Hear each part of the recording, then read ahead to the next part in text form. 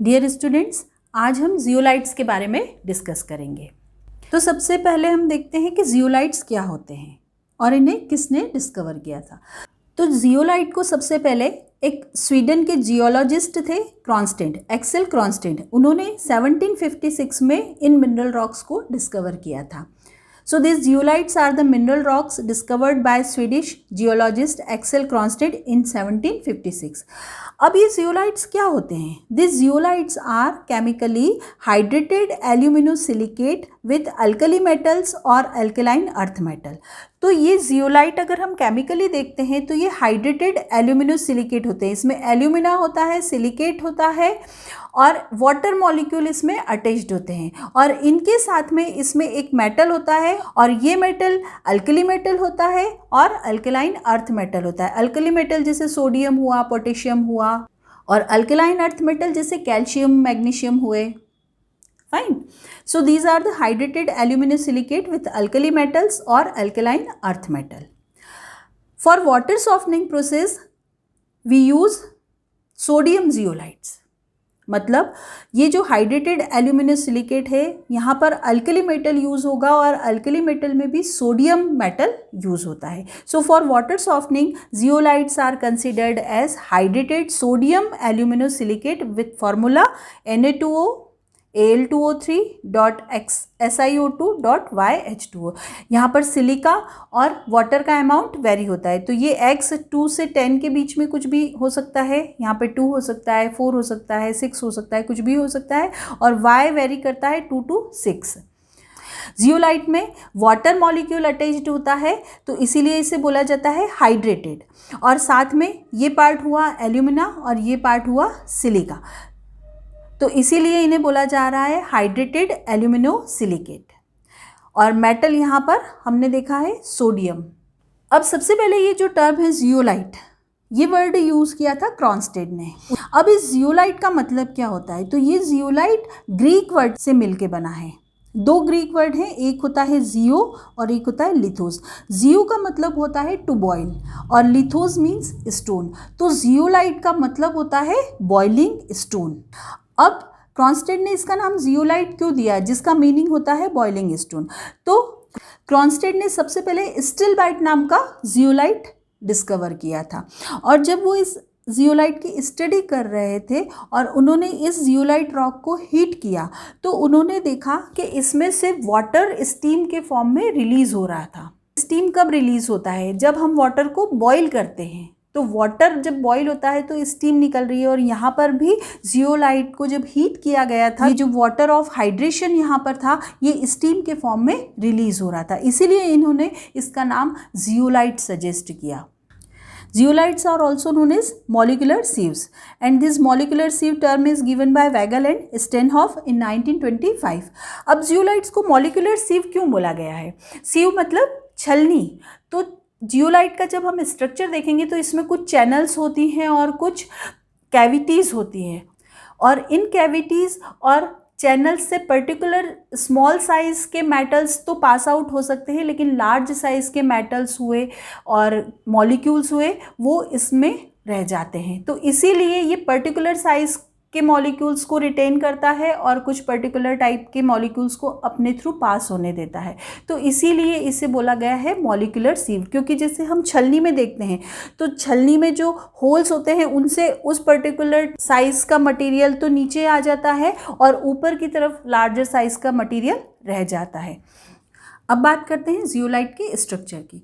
Zeolite का structure 3 dimensional structure होता है और इसमें टेट्राहेड्रल यूनिट्स होती हैं जो कि आपस में एक दूसरे से इंटरलिंक्ड होती है, एक दूसरे से कनेक्टेड होते हैं।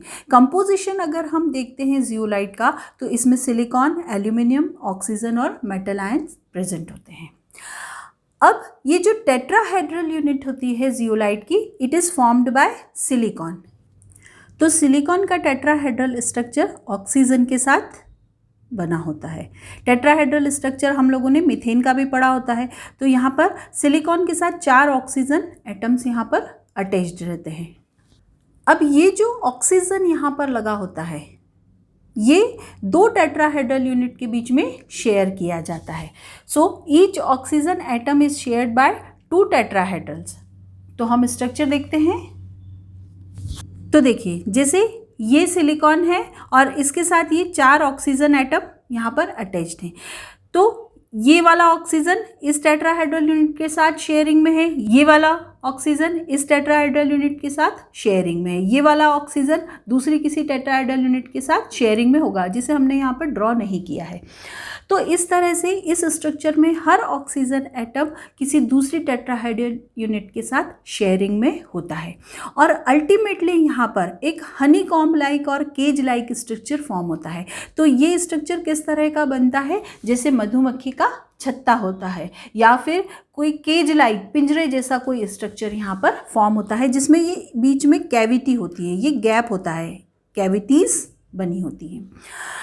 अब इस स्ट्रक्चर में मैंने आपको बताया कि सिलिकॉन की टेट्राहेड्रल यूनिट्स होती है, लेकिन कुछ प्लेसेस पे this silicon is replaced by aluminium, क्योंकि इसमें एल्यूमिनियम भी प्रेजेंट होता है, एल्यूमिना भी है।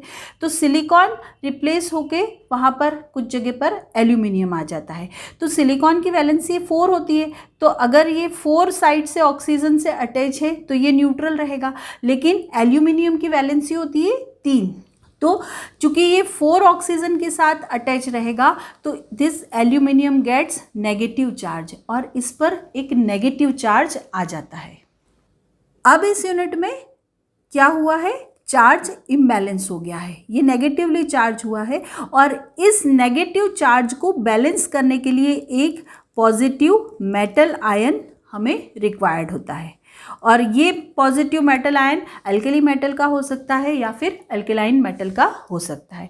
So in this structure at some places silicon is substituted by aluminium and this substitution creates a charge imbalance. तो ये एल्यूमिनियम सब्सटीट्यूशन की वजह से इस स्ट्रक्चर पर चार्ज इम्बैलेंस होता है और नेगेटिव चार्ज आ जाता है और इस नेगेटिव चार्ज को बैलेंस करने के लिए पॉजिटिवली चार्ज मेटल आयन जैसे सोडियम हुआ, पोटेशियम हुआ, कैल्शियम, मैग्नीशियम की रिक्वायरमेंट होती है। Fine, so this is all about structure of zeolite. In images की हेल्प से आप जियोलाइट के स्ट्रक्चर को समझ सकते हैं।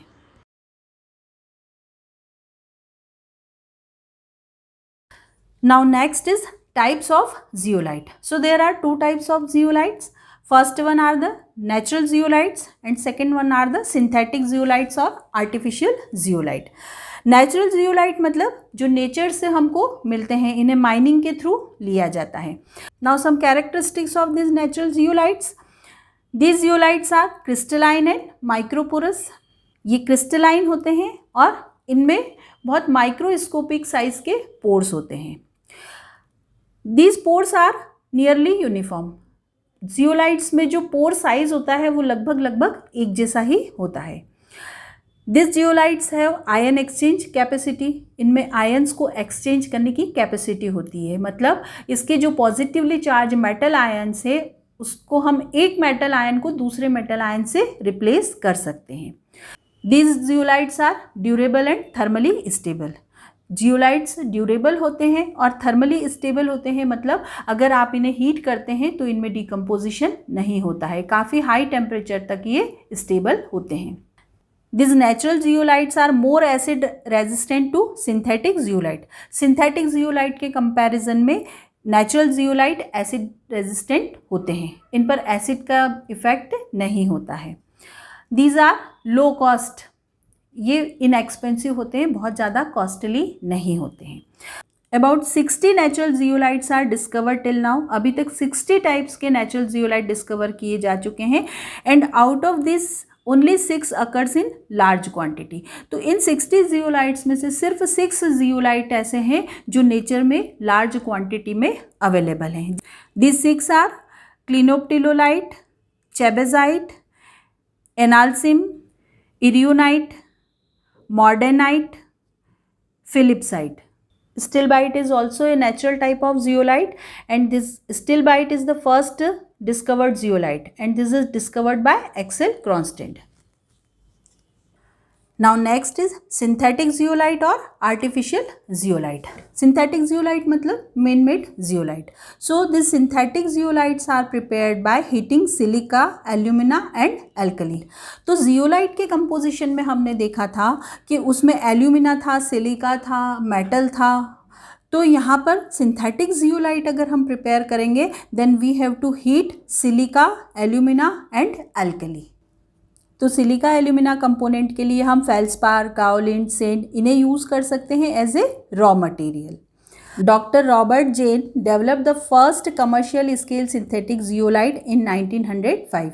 ये जो रॉबर्ट जेन थे ये एक जर्मन केमिस्ट थे और इन्होंने 1905 में फर्स्ट सिंथेटिक जियोलाइट डेवलप किया था।